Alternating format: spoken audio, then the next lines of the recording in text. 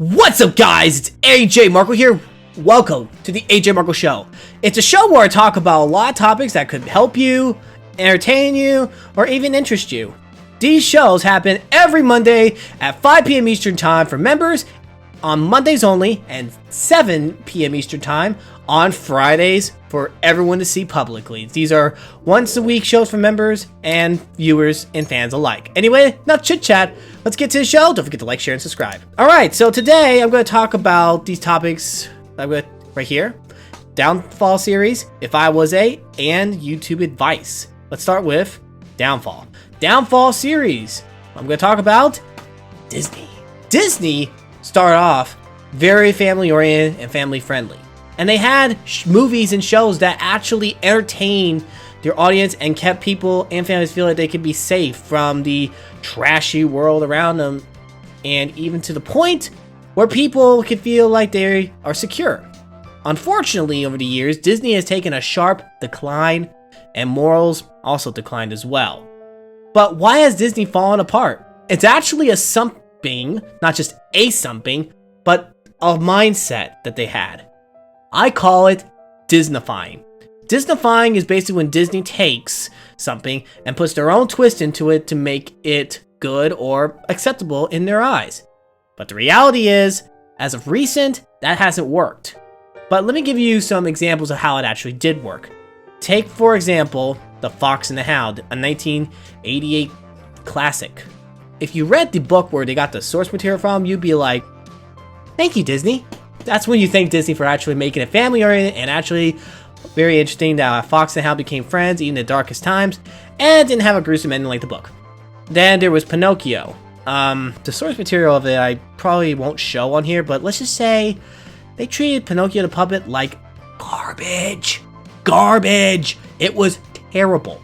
And just look up the articles of the original and then you'll know what I'm talking about. And we can never ever forget the 1973 classic, Robin Hood.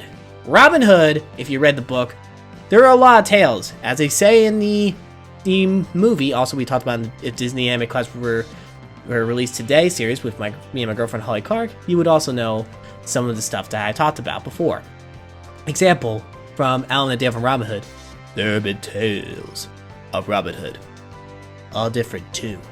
So there's been a lot of different tales of Robin Hood, but one tale was that after Robin Hood was free, King Richard ends up going in war, he passes away in war, and then his brother, the evil Prince John, becomes King John. Yeah, not a good happy ending. In fact, Robin gets wounded by the Sheriff Nine after defeating him, and at the time they thought they would help with their simple, poor medical procedures, I would say, and he ended up dying. Yeah. Not a good ending for that Robin Hood, but Disney's Robin Hood, that was good. So that was something that Disney was known for. Oh, and one more thing, Tangled, Rapunzel. Need I say more if you actually read the original? Oh, you don't know? The prince and Rapunzel had a private ceremony, and then they did the birds and the bees, and then Rapunzel was expecting, and then of course the evil witch threw her out of the tower. Well, not literally, just banished her, and the prince got hurt.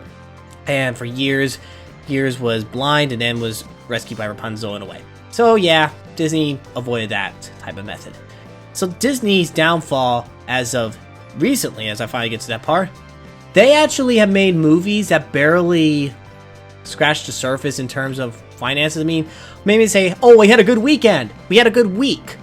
And it goes down from there. Example, Star Wars. Like Disney's Star Wars. We all know at this point that Star Wars is pretty controversial as it is.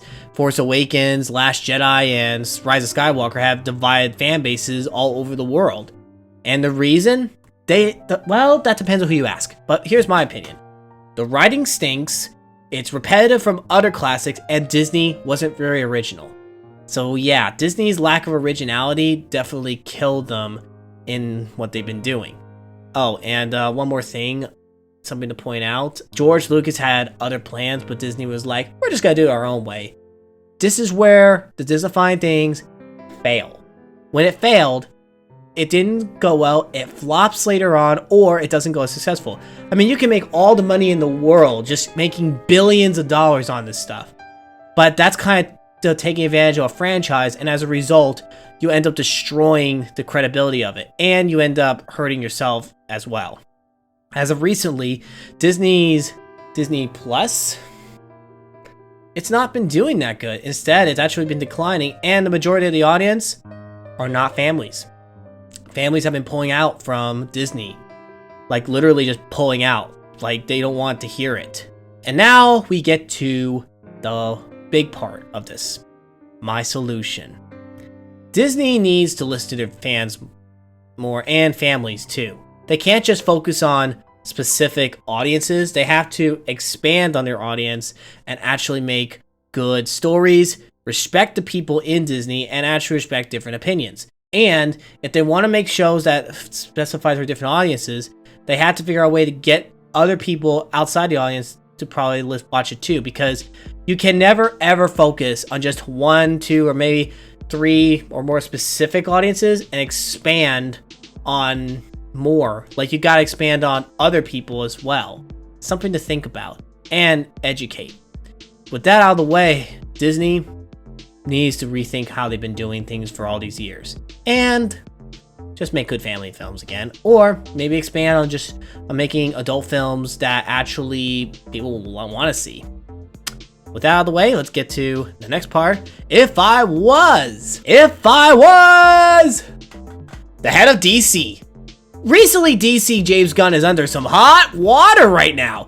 Rebooting DCEU and Terry Cavill getting the boot, as they say, and focusing on a different direction. This has led to a lot of people. You take Henry Cavill in only for yeah, we're not gonna need you anymore. So with that said, Warner Brothers shot themselves in the foot, and instead of actually keeping Cavill, they actually decided they want to do a new Superman origin or focus on the younger version. That's, I don't know what to think about that, to be honest. Instead, I would be concerned about actually making a good story. You can't just hire an actor, then fire them after just one film. You gotta have a plan. Unfortunately, Black Adam didn't go as well as they hoped. Instead, well, Black Adam, I never watched the movie, but I've been listening to the reports, and I think, based on hearing the reports, I think there's been the reason it's getting a lot of negativity. Who knows? But if I was in charge, I would focus on doing the multiverse a little more and keep Cavill and other actors so we can keep the DCEU going. After all, in the CW, they have multiverse for Flash, and in the video games like Injustice series, they had the extended universe, multiverse as well.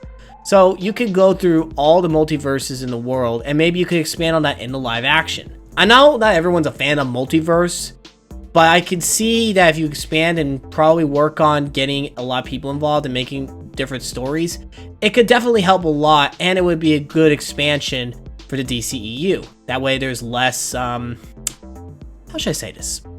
I would say probably less problems involving the actors. That's something to note.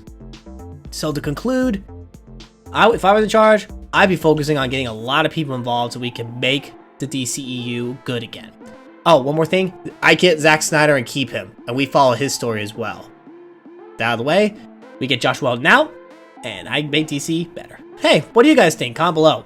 Alright, we'll go to the last part, YouTube advice. YouTube advice of Ajmarkle. So, as I learned, and YouTube will encourage this as well, likes and comments help the videos and the algorithm. So if you like a video and you comment, whether you know it or not, you are helping the YouTube algorithm for the creator. So let's say you are a small creator and you have maybe like 2 or 3 or 4 or 5 subscribers. You could probably just share the video with your friends and have fun. And then you can encourage them to share with other people. They like, they comment, and it builds up over time. And then after a while, they get traction and it gets views. You also work on making a good description, like a brief detail what the video is about, and also maybe give a link to the playlist. Like say you're doing, like, I'm going to show the example, like you're doing a game, and then you could basically share the gameplay footage of you playing or having fun with it. So I'm a gamer too, so please sure to check out my series as well, like Super Mario Galaxy, Wii Baseball, even upcoming series like Half-Life 2. So please make sure to help me and support me as well by liking, comment, all that if you haven't. And that also helps a lot. So the more likes, more comments, the bigger the video goes and it grows. It's kind of like planting a seed. Over time, you take care of it, like watering it, and then you end up helping it grow. So you make the video, the viewers help it grow, and it builds up over time. That's one of the things that make YouTube videos great for the audience. That is my YouTube advice. So that's the conclusion of the show. If you guys enjoyed, please be sure to share this video or join memberships if you haven't already. And also don't forget that if you will be able to see it on Monday, you're a member. And if you're not a member, you'll see it Friday. Remember, Mondays at 5 p.m. Eastern Time, Friday, 7 p.m. Eastern Time. Thank you for watching, guys. This is Ajmarkle signing off. God bless you. Rock, don't forget it.